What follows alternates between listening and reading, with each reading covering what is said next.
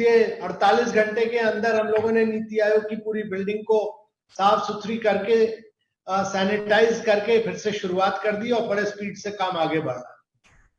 जी, आपका एक बार फिर से स्वागत है। हमारे दर्शक लगातार जुड़ रहे हैं और इस दौरान चूंकि इंटरेक्टिव कार्यक्रम है, पत्रिका कीनोट सैलून पे हमारे हजारों दर्शक जुड़ते हैं और वो अपने सवाल भी पूछते हैं। सभी दर्शकों का, पाठकों का स्वागत है, वो अपने सवाल लगातार पूछते रहे। लेकिन शुरुआत करते हैं, चूंकि देश में बड़े बदलाव हो रहे हैं, बड़ी चुनौती सामने है। अमिताभ कांत जी सरकार की जो नीतियां होती हैं उसमें बहुत महत्वपूर्ण भूमिका रखते हैं। तो इन्होंने जो एक खाका तैयार किया है देश के लिए, कैसे उभरेगा देश और क्या होगी चुनौतियों से निपटने की रणनीति। मैं एक बार रिक्वेस्ट करूंगा अमिताभ कांत जी से कि वो अगर थोड़े समय में एक प्रेजेंटेशन दे सके जिसके जरिए वो बता सके कि उनकी क्या रणनीति है, वो किस तरह से देश के सामने जो चुनौती है इससे निपटने की क्या योजना है। पहले देखते हैं कि क्या आप बताते हैं प्रेजेंटेशन। मैं देखिए अगले 10 मिनट के अंदर ये प्रेजेंटेशन करना चाहूंगा और आप लोग को बताना चाहूंगा कि कोविड-19 में क्या हुआ और हम लोगों ने इस चुनौती को, इस महामारी को कैसे हैंडल किया। ये आप देख रहे हैं डेट्स एक के बाद एक, जैसे जैसे इंसिडेंट हुए और 10 दिन के अंदर सारे देशों में, यूएसए हो, फ्रांस हो, जर्मनी हो, यूके हो, इंडिया हो, इटली हो, और इटली में तो जो पहला केस था वो इंडिया में जब केस हुआ उसके बाद शुरू हुआ, पर इंडिया की जो ट्रेजेक्टरी रही है वो बाकी देशों से काफी अलग रही है इसमें। और ये मैं दिखाना चाहता था कि अगर हम लोग क्या लॉकडाउन नहीं किया जाता और हम लोग सख्त कार्रवाई नहीं करते, तो पहले से सख्त कार्रवाई की गई, जैसे कि हमने इंटरनेशनल फ्लाइट्स रोकी, बस का मूवमेंट रोका, अगर हम नहीं करते तो एक्सपोनेंशियल ग्रोथ बड़े जोरों से होती। और बिल्कुल ये आप जो माउंटेनस कर्व देख रहे हैं, ये पूरा हम लोग के पास हेल्थ फैसिलिटीज नहीं थी और इसीलिए इस पीक को रोकने के लिए इसको हम लोगों ने ये लॉकडाउन किए। तो इससे क्या हुआ कि ये कर्व फ्लैट हो गया और फ्लैट होने से क्या हुआ कि हम लोग पीपीई, पर्सनल प्रोटेक्शन इक्विपमेंट ला पाए, मास्क ला पाए, वेंटिलेटर्स ला पाए, हॉस्पिटल्स को तैयार कर पाए और ये बहुत जरूरी था कि टाइमली और प्रोटेक्टिव मेजर्स जरूरी लिया जाए। हम देखते हैं कि अभी तक 4 मई तक का हम देखते हैं, स्थिति देखते हैं, तो आप देखिएगा दाहिने साइड देखिएगा कि हमारा जो पूरे दुनिया में जितनी फैटेलिटीज हुई है, जितनी मौतें हुई हैं, उसमें से केवल 0.4% हिंदुस्तान में हुई है। यूएसए में करीब 27.6% हुई है, इटली में 11.6% रही है। और अगर आप नंबर से देखिएगा तो हमारे यहाँ केवल 1395 रही है, जब तक कि अमेरिका को देखिएगा, यूएसए में देखिएगा तो करीब 68,000 हो चुकी है और इटली में करीब 28,000। तो हमारे यहाँ पूरी फैटिलिटीज इंडिया में अभी केवल 0.6% है। ये मैं दिखाना चाहता था इटली में, क्योंकि इटली में पहला केस इंडिया के बाद हुआ, पर पहली 4 वीक में इटली में करीब 216% ग्रोथ हुई उसकी। और ग्रोथ इन इंडिया में पहले 4 हफ्ते में वर्चुअली 0 थी और 5वें हफ्ता के बाद ग्रोथ इंडिया में करीब कांस्टेंट रही है। ऐसा इटली की तरह ग्रोथ बढ़ी नहीं है जो आप कर्व में देख रहे हैं। और ये बहुत जरूरी है आप लोगों को दिखाना कि हमारे यहाँ कोई India has not witnessed any major rise in cases until week 4, जबकि इटली, यूएसए, यूके, फ्रांस में ये बहुत बढ़ी। और वीक 12 में जब हम जाते हैं, 12वें हफ्ते में जब जाते हैं, पहला केस जो रिपोर्ट हुआ उसके बाद यूएसए की जो केसेस थे वो करीब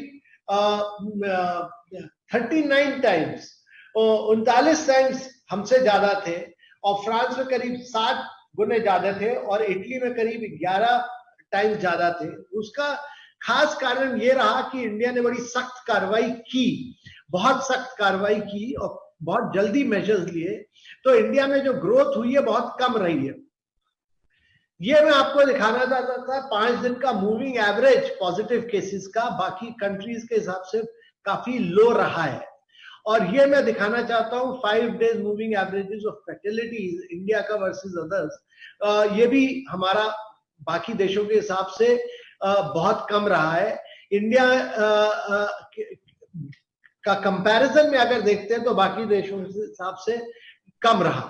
और ग्रोथ ट्रेंड्स भी हम देखते हैं तो ग्रोथ डेली और क्यूमुलेटिव केसेस दोनों देखते हैं तो हमारा जो ग्रोथ ट्रेंड रहा है वो लीनियर रहा है, कम रहा है और नॉन एक्सपोनेंशियल, मतलब सडन जंप नहीं लिया है।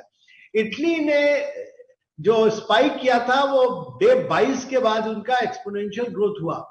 हमारा जो हमारे और यूएसए के सेम नंबर ऑफ केसेस थे 40वें दिन, बट उसके बाद यूएसए में जंप शुरू हुआ 40 दिन के बाद, और 65 दिन पे यूएसए के जो डेली वॉल्यूम केसेस थे वो इंडिया के हिसाब से 25 गुना ज्यादा हो।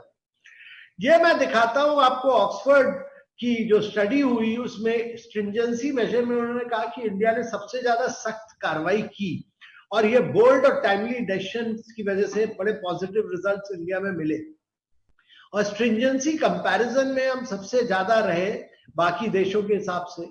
और ये मैं दिखाना चाहता था कि हमारी जो यूएसए और इंडिया के बीच में जो डिफरेंस आया है इतने जोरों का, कि यूएसए का इतना जंप किया क्योंकि वहां डिसिप्लिन नहीं हुई, ना तो वहां फिजिकल डिस्टेंसिंग हुई, वहां ट्रेनें भी चलती रही, बसेस भी चलती रही, प्लेन्स भी चलते रहे, और इंडिया में ये सब रोका गया।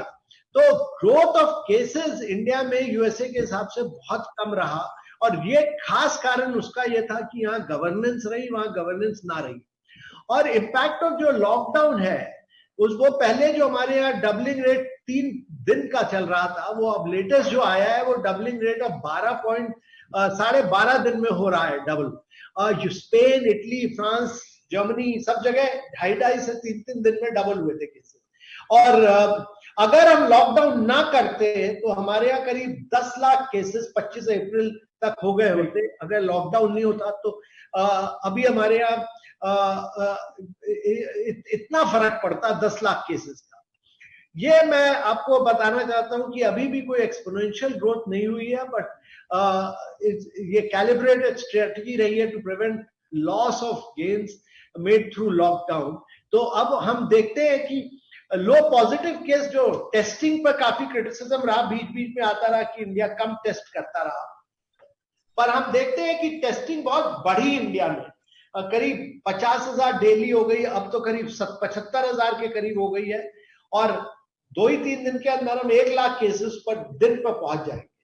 पर हमारे यहाँ जैसे जैसे बढ़ते गए और हमारे यहाँ जो टेस्टिंग रही बड़ी फोकस रही, बड़ी सिम्टोमेटिक केसेस पर रही, तो हमारा तो परसेंटेज ज्यादा आना चाहिए था कंपेयर टू अदर कंट्रीज, पर हमारा जो परसेंटेज ऑफ पॉजिटिव केसेस है वो कम से कम है, करीब 3.4% है, 3.4%। फ्रांस में 21% रहा, स्पेन में 16% रहा, ईरान में 20% रहा, यूएसए में 17% रहा, पर हमारे यहाँ पॉजिटिव केसेस बड़े कम रहे। और अब 50,000 केसेस हो रहे हैं, वो बढ़ के अब करीब 75,000 हो गए, और उसके बावजूद हमारा जो पॉजिटिव डिटेक्शन केस रहा वो 3.4% रहा। मैं ये आपको दिखाना चाहता था कि कहां कहां 1% से कम है, कहां 1 से 2% है, किस स्टेट में 2 से 4 और 5% एंड अबव। तो उत्तर प्रदेश, राजस्थान, महाराष्ट्र, तमिलनाडु, दिल्ली में 5% से ज्यादा है ये स्टेट्स, मध्य प्रदेश और गुजरात। और तेलंगाना में भी 5% से ज्यादा थे, पर तेलंगाना बाहर निकल गया है, और आंध्रा मूव इसके अंदर अभी आया है। और इसलिए इन 8 स्टेट्स में फोकस देना बहुत जरूरी है। और ये हम वीकली और डेली ट्रेंड मॉनिटर करते हैं इनका। आप देख रहे हैं बाएं साइड आप देख रहे हैं जो फिगर्स है, कई जगह गुजरात में जैसे कम हो रहा है, दिल्ली में कम हो रहा है, और ये तेलंगाना में बहुत ड्रॉप हुआ है, 4-5 हफ्ते लगातार ड्रॉप हुआ है। तो बाकी स्टेट में भी 1 हफ्ते 2 हफ्ते से नहीं, जब तक ये 4-5 हफ्ते ड्रॉप नहीं होगा, लगातार ड्रॉप नहीं होगा, जैसे केरला में हुआ कि 6-7 हफ्ते लगातार ड्रॉप करता गया और पूरा फ्लैटन कर दिया उन्होंने कर्व, उसी तरह बाकी स्टेट्स को भी पूरा फ्लैटन करना पड़ेगा। तो 5-day मूविंग एवरेज भी देखते हैं तो इसमें इन स्टेट्स में बड़ी रिगरस मॉनिटरिंग जरूरी है और बहुत क्लोज मॉनिटरिंग जरूरी है इन स्टेट्स में। और ये है दिल्ली, मध्य प्रदेश, तमिलनाडु, गुजरात, महाराष्ट्र, तेलंगाना, केरला, राजस्थान। केरला का आप कब देख रहे हैं पूरा डिप कर गया है और ये कंपैरिजन के हिसाब से जरूरी है कि पूरा घूम गया है और इसीलिए बाकी सारे स्टेट्स को भी फ्लैट करना जरूरी है। डिस्ट्रिक्ट्स हम देखते हैं जिनमें 1% से ज्यादा केसेस हैं, तो आपको ये देख रहे हैं कि मुंबई, दिल्ली, अहमदाबाद, इंदौर, जयपुर, पुणे, ये बड़े महत्वपूर्ण डिस्ट्रिक्ट्स हैं। डिस्ट्रिक्ट्स मुंबई, दिल्ली को मैं डिस्ट्रिक्ट की तरह ट्रीट कर रहा हूं इस स्लाइड में, पर इसमें बहुत जरूरी है कि ये डिस्ट्रिक्ट्स में बहुत एग्रेसिव पॉलिसी रहे कंटेनमेंट और मॉनिटरिंग की।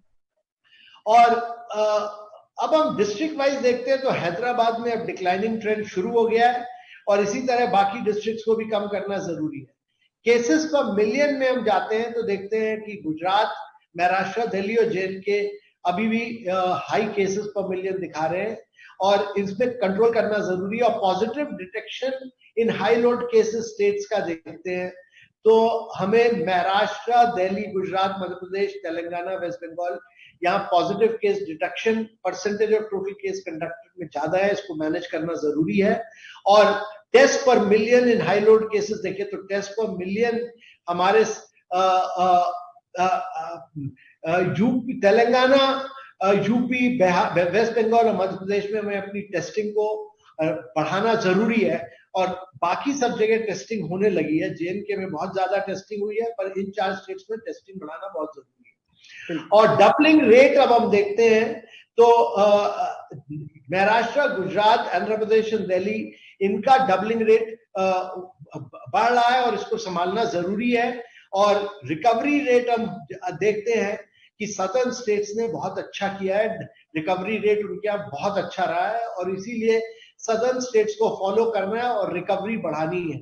हमारे यहाँ करीब 7,700 प्लस रिकवरीज हुई है और रिकवरी रेट अब बढ़ के पहले 15% होता था, करीब 25% के करीब हो गया और ये बड़ा अच्छा दिखाता है कि रिकवरी रेट बहुत अच्छी तरह चल रहा है।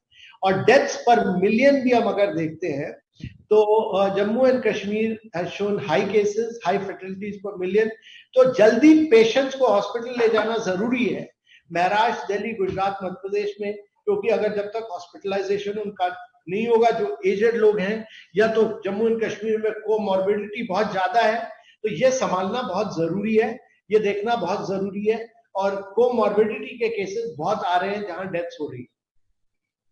मैं ये भी बताना चाहता था कि इसका सोल्यूशन तो जल्दी नहीं आएगा, इसमें टाइम लगेगा क्योंकि वैक्सीन बनने में भी 1 साल लग जाएगा। और भारत की 6 कंपनियां हैं जो वैक्सीन पे काम कर रही हैं, जाइडस कैडिला, भारत बायोटेक, इंडियन इम्यूनोलॉजिकल्स, मिनवैक्स, सीरम और बायोलॉजिकल।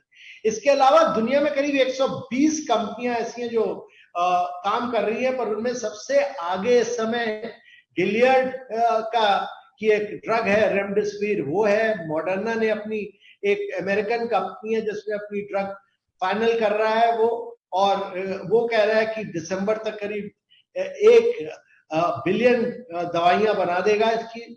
और इसी तरह ऑक्सफोर्ड यूनिवर्सिटी कोलैबोरेट कर रहा है सीरम इंस्टीट्यूट के साथ।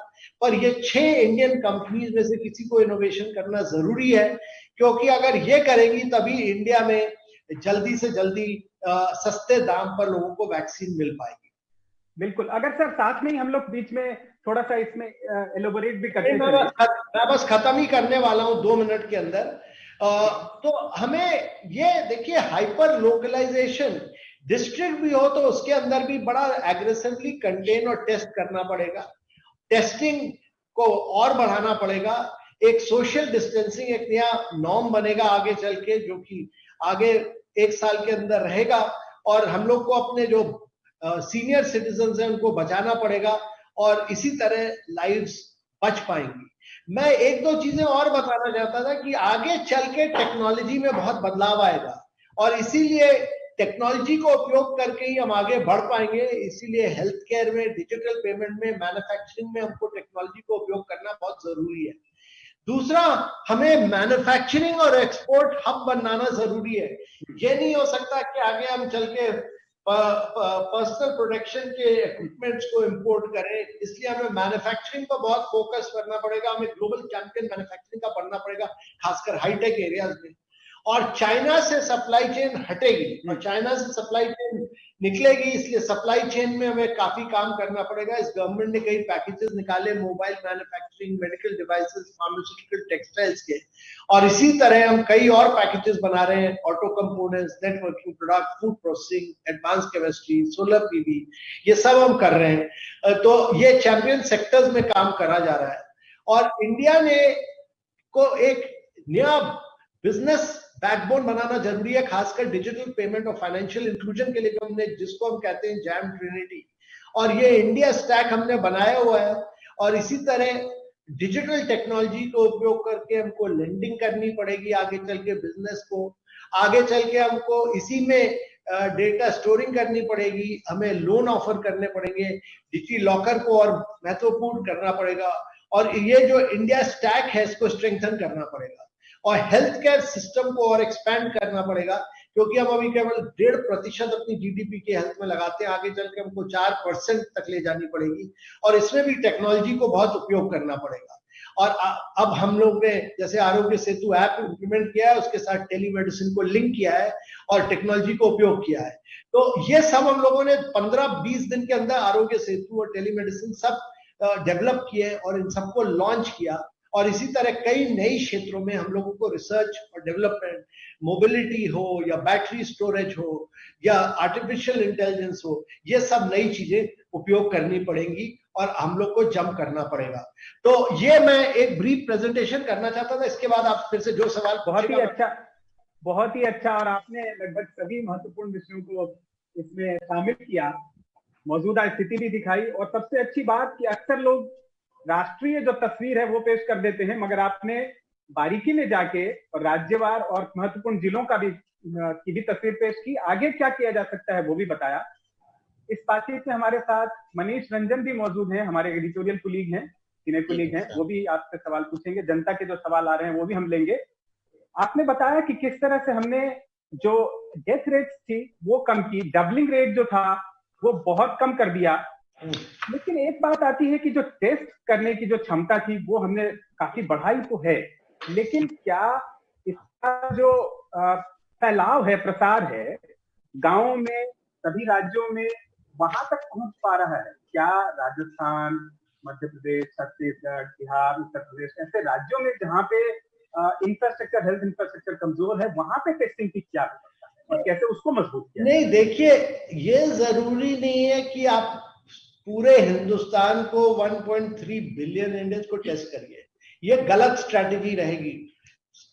आपको एक चीज समझनी जरूरी है कि टेस्ट वहां किया जाता है जहां आप कब अपना ब्लड टेस्ट कराते हैं, जब आपको कुछ बीमारी लगती है। आप दवाई कब लेते हैं, जब आपको बीमारी, जब आपके पास इन्फेक्शन फैला नहीं है तो आप क्यों टेस्ट करना चाहते हैं, जब लोग ठीक से रह रहे हैं। मेरे विचार से तो हमारे गांव में बीमारी फैली नहीं है, हमारे यहाँ इन्फेक्शन फैला नहीं है। हमारे यहाँ इन्फेक्शन अर्बन एरियाज में फैला क्योंकि विदेश से लोग अर्बन एरियाज में आए, और इसलिए हमें वहां टेस्ट करना चाहिए जहां की सिम्प्टोमेटिक हो, और इसलिए हम लोगों ने वहां टेस्ट किया और उन लोगों पर फोकस किया, और हमारा टेस्टिंग पॉजिटिव रेट बहुत कम आया, और हम इसको बहुत बढ़ा रहे हैं। कोई ऐसा व्यक्ति नहीं है जो टेस्ट कराना चाहे और उसको टेस्टिंग की फैसिलिटी ना मिले।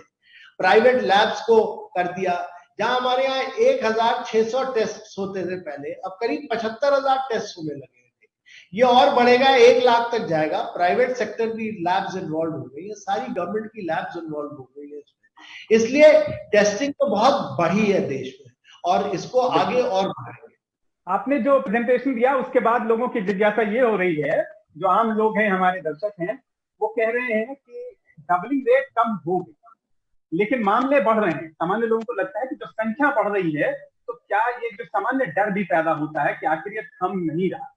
जो बढ़ने की रफ्तार है उसको देखने का आपने बिल्कुल सही कहा, सिर्फ नंबर जो है, एब्सोल्यूट नंबर्स को नहीं देखना होगा, डबलिंग रेट यानी जो ग्रोथ हो रही है उसकी रेट को देखना होगा। लेकिन आप आम लोगों को कैसे विश्वास दिलाएंगे कि ये जो इसका खतरा है वो बहुत तेजी से नहीं बढ़ेगा और हमारे लिए बहुत बड़ी तुरंत चुनौती नहीं बनेगा? ये क्या होगा भविष्य?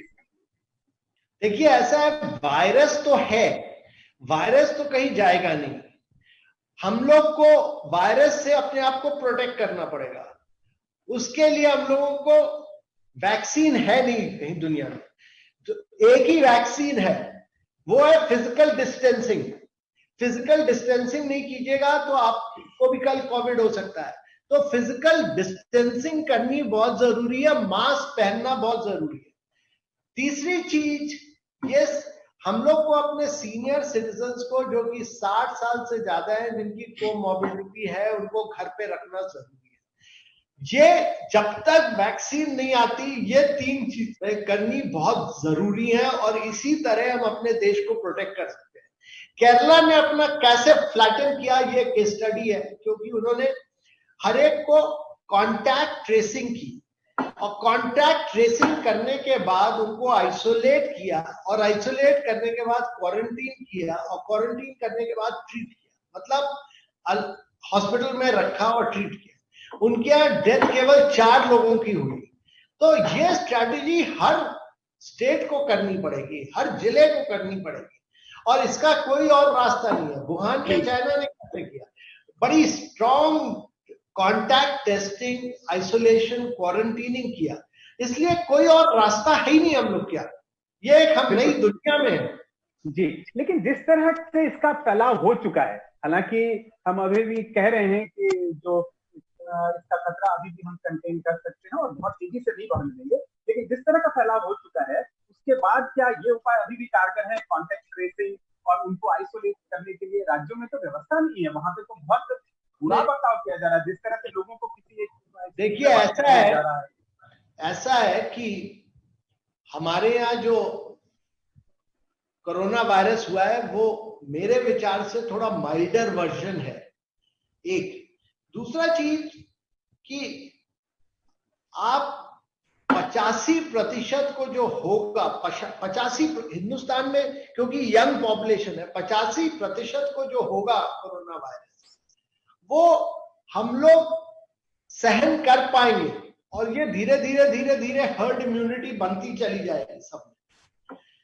केवल 15% लोग हॉस्पिटल में जाएंगे, 15% को सीरियसनेस आएगी, और 15% में से केवल 3 या 4 लोग होंगे जो कि जिनको ऑक्सीजन या वेंटिलेशन की जरूरत हो, और उसमें से एक व्यक्ति की मौत हो सकती है 100 में से। तो यह समझना जरूरी है कि यंग पॉपुलेशन को धीरे धीरे हर्ड इम्यूनिटी भी बनती जाएगी। आप ये सोचिएगा कि सबको हम लोग हॉस्पिटल ले जाएंगे, ये जरूरी नहीं है। हम लोग को आइसोलेट करना पड़ेगा। केवल जिनमें कोमॉर्बिडिटी है उनको बचाना जरूरी है, उनको हॉस्पिटल। हम लोगों ने बहुत प्रिपरेशन की था। ये प्रिपरेशन हुई देश में कि करीब 1.5 लाख केसेस पर डे होंगे। तो अभी तो हमारे यहाँ हॉस्पिटल्स बने पड़े हो, उसमें कोई जा नहीं रहा है। वेंटिलेटर्स आ गए हो, वो उपयोग नहीं हो रहे हैं। पीपीपी आ गया कई जगह, और वो हम लोग उन व्यक्तियों को दे रहे हैं जिनको जरूरत नहीं है। तो बहुत ज्यादा कंट्री ओवर प्रिपेयर्ड है, अंडर प्रिपेयर्ड नहीं है, ओवर प्रिपेयर्ड है। आप जो कह रहे हैं वो सही नहीं है। कंट्री बहुत, क्योंकि लॉकडाउन किया 3 हफ्ते, फिर 3 हफ्ते, फिर 15 दिन, तो कंट्री ने अपने आप को प्रिपेयर कर लिया उस पीरियड में।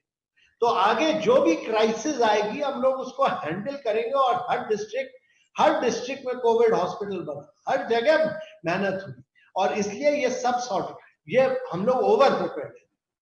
एक और बात आती है, जैसे आपने कहा कि यहाँ भारत में जो कोरोना वायरस है, कोविड-19 है, इसका माइल्डर वर्जन, क्या इसको लेके कोई स्पेसिफिक कोई हमारे पास इनपुट है, साइंटिफिक इनपुट है, या ये?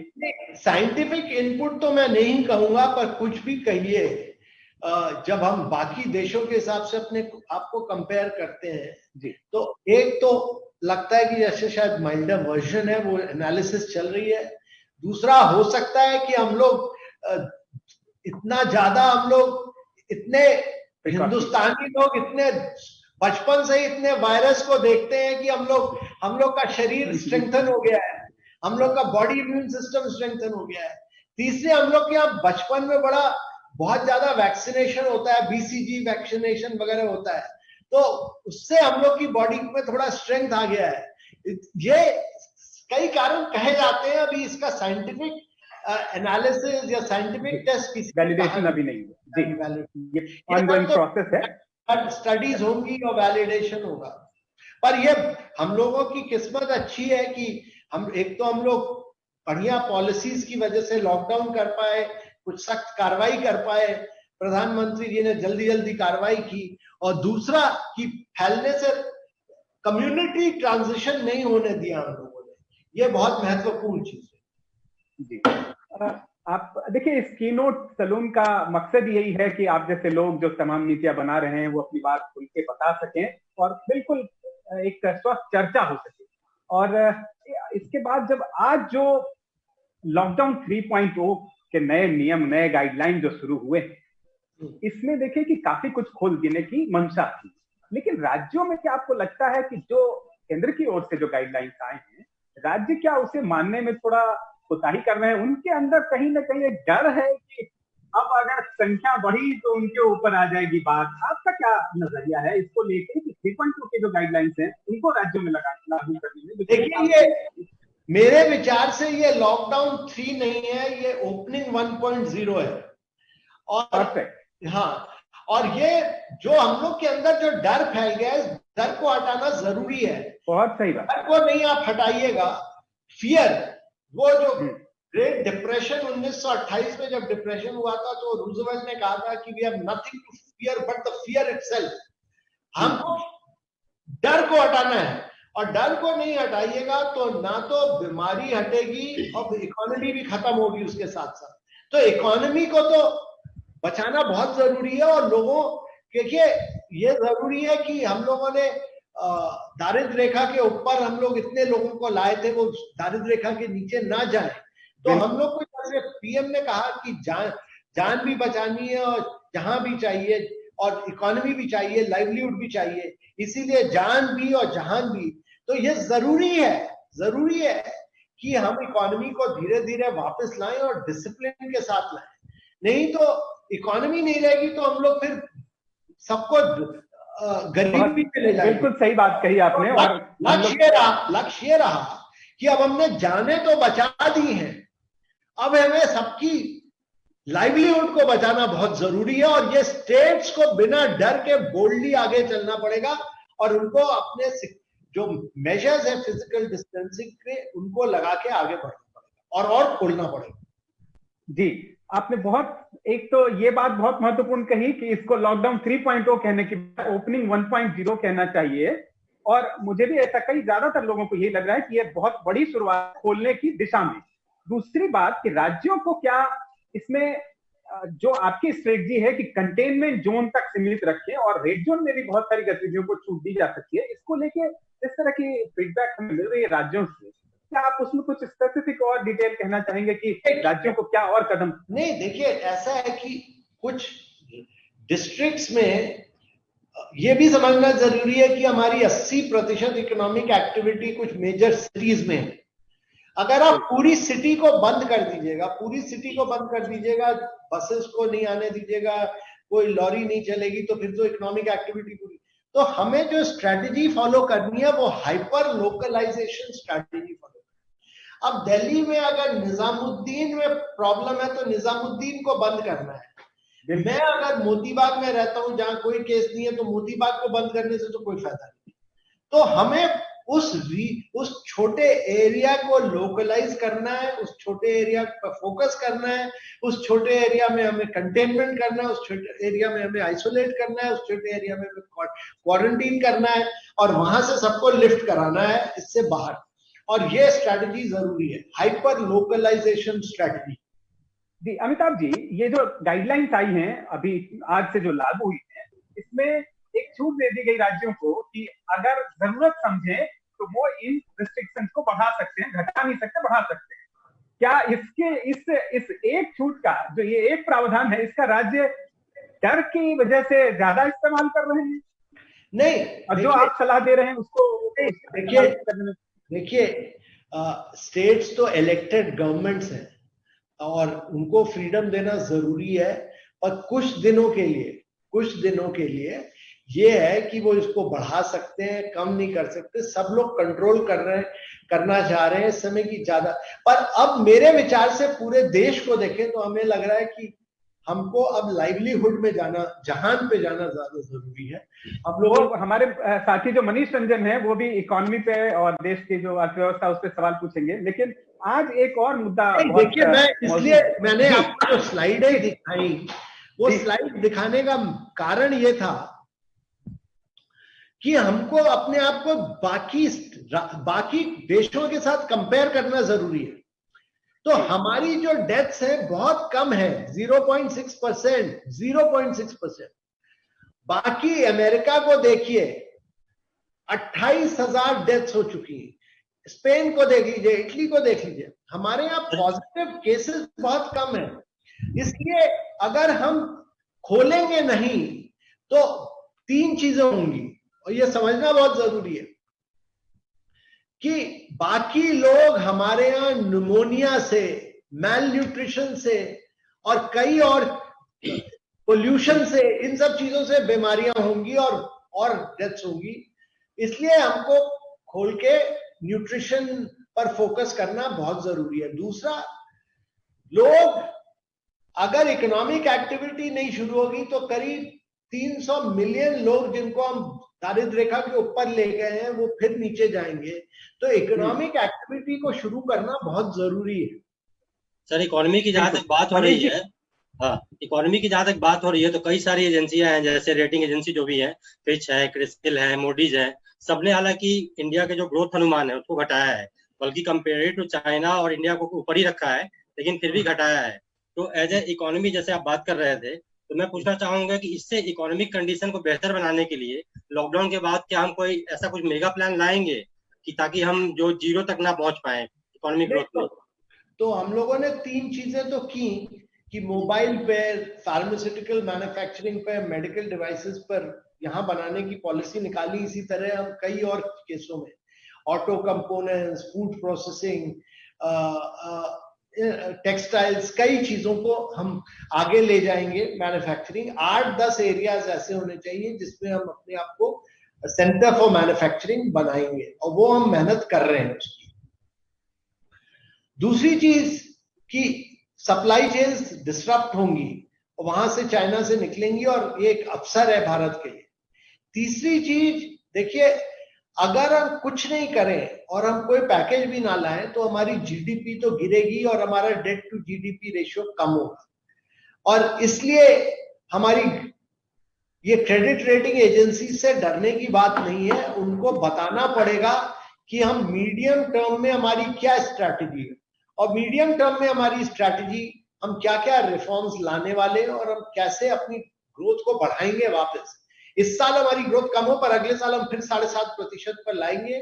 उसके लिए क्रेडिट फ्लो बहुत जरूरी है, और क्रेडिट फ्लो के बिना हमारी जीडीपी नहीं बढ़ सकती, इसलिए ये आवश्यक है। तो ये मैं 3-4 चीजें बताना चाहता हूं कि मूडीज हो या S&P हो या फिच हो, इनसे हमें डरने की कोई बात नहीं है। सारी दुनिया में ये महामारी आई है, इसलिए सारी दुनिया कुछ पैकेजेस कर रही है, हम लोग को भी करने की जरूरत है।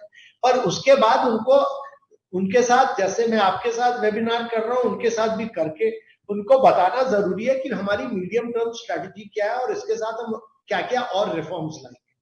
बिल्कुल मनीष जी। अमिताभ जी, आपने ये बात सही कही है। अब ये लोगों के दिमाग में ये सवाल है कि आखिर ये जो पहला पैकेज था वो गरीबों के लिए, मजदूरों के लिए तुरंत राहत देने के लिए था। अभी तो प्रधानमंत्री जी ने कहा कि लोग नौकरियों से हटाए नहीं, किसी का रोजगार जाए नहीं, लेकिन बहुत सी कंपनियों की हालत खराब है, कैश फ्लो नहीं है, सैलरी देने के लिए पैसे नहीं है।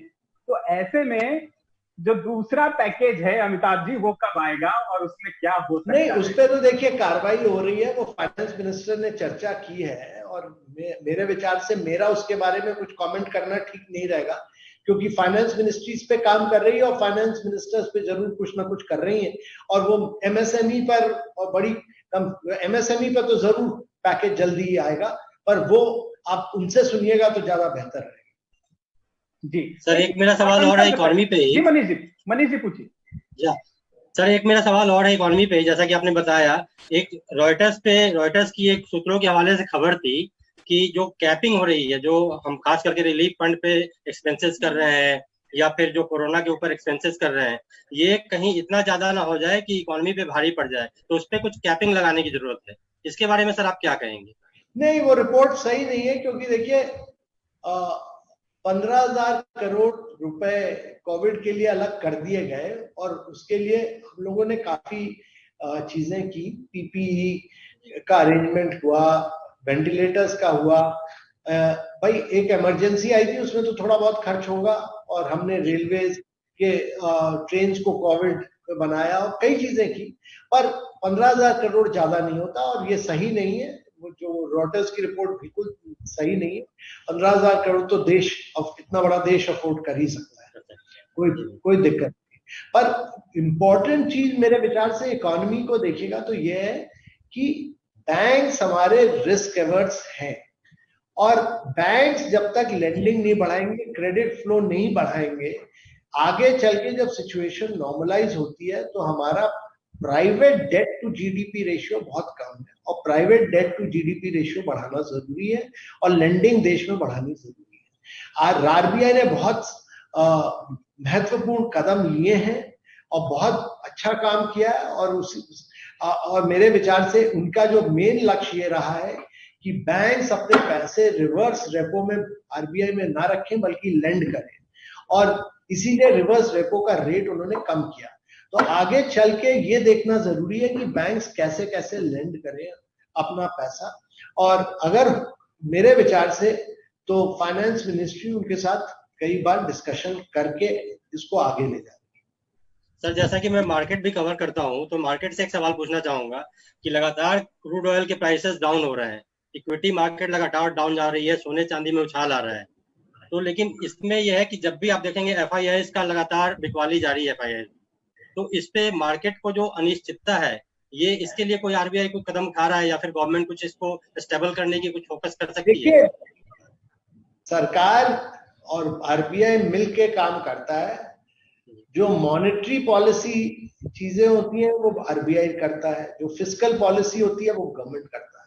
मॉनेटरी पॉलिसी में कई कदम लिए गए हैं, फिस्कल पॉलिसी में कदम लिए जाएंगे और कई रिफॉर्म्स होंगे, जिसकी वजह से मेरे विचार से सिचुएशन पूरी स्टेबलाइज हो जाएगी और आगे चल के भारत एक बहुत ही आकर्षक राज्य बनेगा।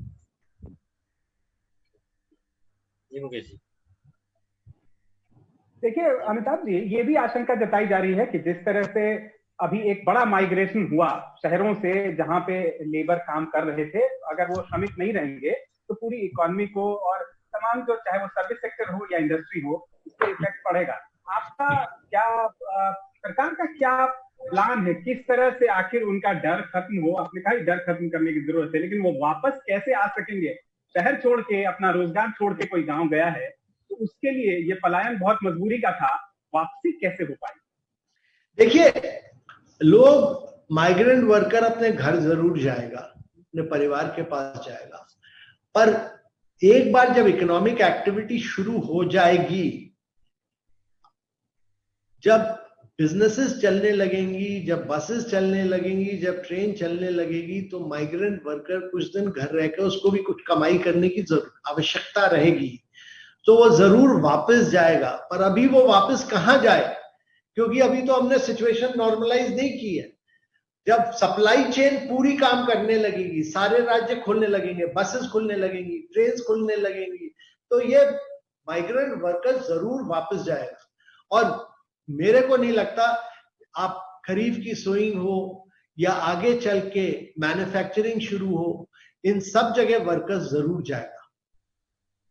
जी, लेकिन सरकार इसको लेके कोई प्लान बना रही है। और दूसरी बात, आज जिस तरह से श्रमिकों के वापसी के लिए जो रेलगाड़ी चली, ट्रेनें चली, उसके किराए को लेके भी बड़ा राजनीति शुरू हो गई। विपक्ष की ओर से प्रस्ताव आ गया कि हम पेमेंट कर देते हैं, राज्यों को कहा गया। आपको लगता है कि क्या इसके लिए शुरुआत में जब लॉकडाउन किया गया था तब भी श्रमिकों को ध्यान में रखने की, जो माइग्रेंट है उनको ध्यान में रखने की ज्यादा नहीं? जो वेलफेयर पैकेज है वो सारा का सारा गरीब लोगों के लिए ही डिजाइन था, और ये जो ट्रेनें चली इसमें 85% सेंटर दे रहा है, 15% स्टेट दे रहा है। तो श्रमिक तो नहीं दे रहा कुछ।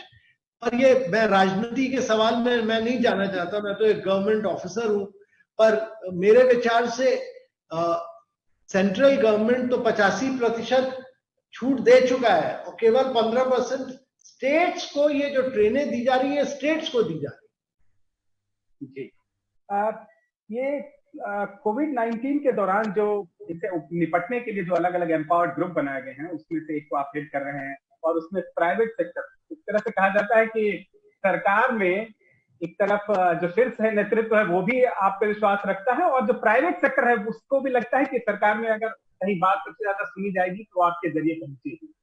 अभी इस आपदा के समय प्राइवेट सेक्टर के क्या कंसर्न है और उसको लेके सरकार ने क्या सोच? प्राइवेट सेक्टर्स के बहुत कंसर्न्स है और प्राइवेट सेक्टर ने बहुत अच्छा काम भी किया है, मैं उनकी सराहना करना चाहूंगा। मैं एनजीओस की बहुत सराहना करना चाहूंगा, सिविल सोसाइटी ऑर्गेनाइजेशन की। 92,000 सिविल सोसाइटी ऑर्गेनाइजेशन ने बहुत अच्छा काम किया। इसके अलावा इंटरनेशनल ऑर्गेनाइजेशंस जैसे रेड क्रॉस है, उन्होंने बड़ा अच्छा काम किया है, यूएन ऑर्गेनाइजेशंस ने बड़ा अच्छा काम किया है, तो अच्छा काम हुआ है, सबने मिलकर काम किया है। भाई प्राइवेट सेक्टर का तो ये आप उनकी दिक्कतें भी समझिए कि बिजनेस रुक गई, उन्होंने क्रेडिट ले रखा है, क्रेडिट को वापस करना है, उस पर कुछ मॉरिटोरियम थोड़े 3 महीने का लगा है, पर ये थोड़ा एक्सटेंड करेगा 6, 7, 9 महीने। तो ये सब उनके वो चाहते हैं कि भाई मार्केट शुरू हो, जो प्रोड्यूस करे, ये ना हो कि आप मैन्युफैक्चरिंग शुरू करवा दीजिए और दुकानें ना खुले तो बिकेगा कहां सामान आपका। या तो आप डोमेस्टिक मार्केट के लिए मैन्युफैक्चर करते हैं या आप एक्सपोर्ट के लिए। पोर्ट्स खुलने चाहिए, पोर्ट्स के थ्रू एक्सपोर्ट होना चाहिए। तो ये तो एक सप्लाई, पूरी सप्लाई चेन है जो खुलनी पड़ेगी। अभी आप एक पोर्शन खोल दीजिएगा, बाकी नहीं खोलिएगा तो नहीं चलेगा, पूरा जब तक नहीं खुलेगा नहीं होगा। तो यही लक्ष्य है कि पूरी सप्लाई चेन खुलती चली जाए एक के बाद एक, पर सारा डिसिप्लिन से हो और सब में फिजिकल डिस्टेंसिंग हो और सब लोग मास्क पहने और सब लोग आरोग्य सेतु के साथ अपना टेस्ट करें। जी, आरोग्य सेतु को बिल्कुल आपसे आखिरी 2 सवाल पूछ लेते हैं, क्योंकि लगातार लोगों का ये भी सवाल आ रहा है। आपने आरोग्य सेतु की चर्चा अपने स्लाइड में भी की थी। आरोग्य सेतु को क्या निजी सेक्टर के लोगों के लिए भी, कर्मचारियों के लिए जो ऑफिस आ रहे हैं उनके लिए भी अनिवार्य किया गया है? और क्यों नहीं, जैसा कि एक्सपर्ट्स कहते हैं, इसे सिर्फ एकमात्र मकसद लोगों के जो कोविड-19 केसेस हैं उसको आइडेंटिफाई करने और उसकी सतर्क करने के लिए, क्योंकि अब उसमें मेडिकल जो टेली काउंसलिंग है वो भी शुरू की जा रही है, तो क्या इसको सिर्फ एक पर्पस के लिए रखा जा सकता था? और इसको लेके जो कंसर्न जताए जा रहे हैं उसको लेकर नहीं, कॉन्टैक्ट ट्रेसिंग तो बहुत जरूरी है आरोग्य सेतु में। और जो कई लोग प्रिवेसी की बात कर रहे हैं, ये बिल्कुल सही गलत है, बिल्कुल गलत है, क्योंकि ये लोग वही है जो आधार को अटैक करते रहे। और आप इसमें जो है प्रिवेसी फर्स्ट है, ऐप है, इसमें जो डेटा है ये आपके मोबाइल में रहेगा 30 दिन और सर्वर में 45 दिन और एट रिस्क केसेस में केवल 60 दिन तक रहेगा। ये तो किलर ऐप है जो कि प्रिवेसी फर्स्ट है, इसमें सारी चीजें, आपका सारा डेटा हट जाएगा 60 दिन के बाद। तो प्रिवेसी का तो कोई इश्यू ही नहीं है और आपके कंसेंट लेने के बाद ही आगे बढ़ते हैं इस ऐप में। तो बहुत ज्यादा फोकस है प्रिवेसी पे, पर बिना टेक्नोलॉजी के उपयोग किए बिना कॉन्टैक्ट ट्रेसिंग आज नहीं कर पाइएगा। अब फिजिकल ट्रेसिंग कैसे करिएगा? कल एक आदमी कुछ इन्फेक्ट करके, कल एक किसी की शादी हुई, वहां कोई आदमी आकर इन्फेक्ट करके चला गया 5,000 लोगों को। अब 5,000 लोगों को फिजिकली कहां से पुलिस ढूंढती रहेगी? संभव ही नहीं है हमारे देश में। जब आपके पास टेक्नोलॉजी है, साउथ कोरिया ने कैसे किया, सिंगापुर ने कैसे किया, और जब तक हम टेक्नोलॉजी को उपयोग नहीं करेंगे तब तक ये सिचुएशन कोविड-19 की हम नहीं संभाल पाएंगे बिना इसके। तो बहुत आवश्यक है और इसमें सारे प्राइवेसी फीचर्स इनबिल्ट हैं और ये अति आवश्यक है देश में। बिल्कुल, देखिए इसको लेके जो कंसर्न है उस पर सरकार जरूर गौर कर रही होगी। अगला सवाल ये आखिरी कि आप जिस तरह से, दूसरी चीज उसमें हमने की टेलीमेडिसिन की, और टेलीमेडिसिन भी जरूरी है क्योंकि आगे चल के फेस टू फेस कंसल्टेशन नहीं हो पाएगा। डॉक्टर्स के साथ। हम सब लोग मोबाइल उपयोग करते हैं, अपनी फोटो लेते हैं, फोटो लीजिए बीमारी की और भेजिए। आपको चोट लगी है, फोटो लीजिए, डॉक्टर को भेजिए और उससे एडवाइस लीजिए। तो टेलीमेडिसिन तो हम लोग को बढ़ाना बहुत आवश्यक है। बिल्कुल, अभी डॉक्टर खुद भी डर रहे हैं मरीजों को के नजदीक आने से, तो वो बेहतर उपाय है कि टेलीमेडिसिन का जितना अधिक से अधिक उपयोग किया जाए। एक बात आप लगातार कह रहे हैं, बहुत विस्तार से बता रहे हैं कि कोरोना के बाद जिंदगी वैसी नहीं रहेगी, बहुत सारी चीजें बदल जाएंगी। तो हमारी जिंदगी कैसे बदलेगी, देश को कैसे बदलना है, संस्थानों को कैसे बदलना है, क्या तैयारियां करने की जरूरत है, इस बारे में आप अगर बताएं तो। नहीं, मैंने बताया कि देखिए टेक्नोलॉजी को हर क्षेत्र में उपयोग करना जरूरी है। वर्क फ्रॉम होम जरूरी हो जाएगा और वर्क फ्रॉम होम में हमें डिफाइंड आउटपुट्स और आउटकम बताने पड़ेंगे। अब जैसे कोई जर्नलिस्ट है, उसको कहना पड़ेगा कि भाई 3 स्टोरीज आप फाइल करिए, जहां से फाइल करना है फाइल करिए और टेक्नोलॉजी को उपयोग करिए। और मार्केट को सर, आप हमारे लिए बेंचमार्क कुछ ज्यादा तो नहीं रख रहे हैं? नहीं, मनीष जी को अगर मार्केट कवर करना है तो वो मार्केट कवर करके रिपोर्ट देते रहेंगे दिन भर, जब तक मार्केट खुला रहेगा। वो घर से बैठ के कर रहे हैं या अपने ऑफिस में बैठ के कर रहे हैं, क्या फर्क पड़ता है? बल्कि उससे ये होगा कि आपके ऑफिस की जगह का कम उपयोग होगा और खर्चा कम होगा। तो इसलिए आगे चल के कई नए डिस्ट्रप्शंस आएंगे देश में। मोबिलिटी में आएगा, बैटरी में आएगा, आर्टिफिशियल इंटेलिजेंस में आएगा, जेनोमिक्स में आएगा। और ये इन क्षेत्रों में, जब देखिए वर्ल्ड वॉर 2 के बाद जापान ने क्या किया, नए नए क्षेत्रों में घुसा। चाइना ने क्या किया, क्राइसिस के बाद अपने नए नए क्षेत्रों में घुसा। साउथ कोरिया ने क्या किया, क्राइसिस को उपयोग किया। क्राइसिस इज एन अपॉर्चुनिटी और ये बहुत बड़ा अवसर है। इस अवसर को हम खो नहीं सकते। इसको उपयोग करना है और हमें रिफॉर्म्स लाने हैं और आगे बढ़ना है। बिल्कुल, मनीष जी कुछ सर, एक मेरा आखिरी सवाल है। हाँ सर, मेरा एक आखिरी सवाल है कि जैसा अरविंद केजरीवाल ने जी ने भी कल कहा और आपने एक ट्वीट भी किया था अभी कुछ दिन पहले, प्लान कार्यक्रम, अच्छे सूत्री कार्यक्रम, उसमें भी कहा था मतलब अब जो लाइफ होगी वो कोरोना के साथ ही चलेगी, क्योंकि आपने प्रधानमंत्री जी ने भी कहा है कि जान है तो जहान है। तो इस पे और आपने 2-3 एग्जाम्पल भी अच्छे बताए, आपके पीपीटी में भी देखा।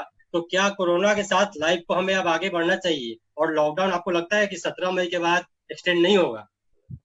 नहीं, मैं कह नहीं सकता कि क्या स्थिति आती है देश में और क्या प्रधानमंत्री जी निर्णय करेंगे, तो उनका निर्णय, होम मिनिस्ट्री का निर्णय, मैं उसके बारे में नहीं बोल। पर एक चीज बड़ी क्लियर है कि जिंदगी जो पहले हम लोग व्यतीत करते रहे हैं वैसी जिंदगी नहीं रहेगी।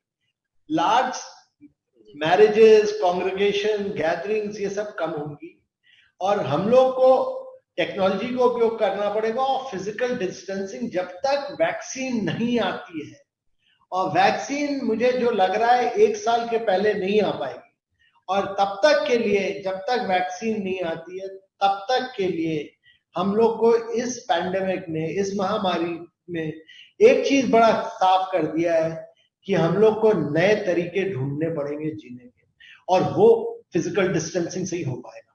बिल्कुल, तो बहुत धन्यवाद। फिजिकल डिस्टेंसिंग हमारी नई वैक्सीन है। बिल्कुल सही कहा आपने, और वो तमाम उपाय भी बताए जिनके जरिए हम इस वायरस को खत्म तो नहीं कर सकते हैं अभी, लेकिन लड़ कैसे सकते हैं, किस तरह से देश उसके खिलाफ खड़ा रह सकता है, इस तरह तमाम उपाय भी आपने बताए। और जो चुनौतियों का सामना करने के लिए जो रोड मैप है उसके बारे में भी आपने चर्चा की। और हम उम्मीद करते हैं कि सभी जो प्रमुख सवाल आए थे उनको हमने शामिल किया होगा और इसके जो जवाब हैं हमारे दर्शकों को संतुष्ट कर पाए होंगे। इसके बाद भी अगर कोई सवाल हो तो हमें आप भेजें, हम कोशिश करेंगे कि अमिताभ कांत जी से उसका जवाब हासिल कर सके। इस चर्चा में भाग लेने के लिए अमिताभ कांत जी आपका भी बहुत बहुत धन्यवाद, और मनीष जी आपने भी सवाल पूछे, आपका भी धन्यवाद। सभी दर्शकों का धन्यवाद और हमारी शुभकामनाएं। अमिताभ कांत जी, आपके दफ्तर में भी कोरोना आया था, आप सुनते रहें, स्वस्थ रहें, और हमारे सभी दर्शक भी स्वस्थ रहें और कोरोना से डट कर मुकाबला। बहुत बहुत धन्यवाद।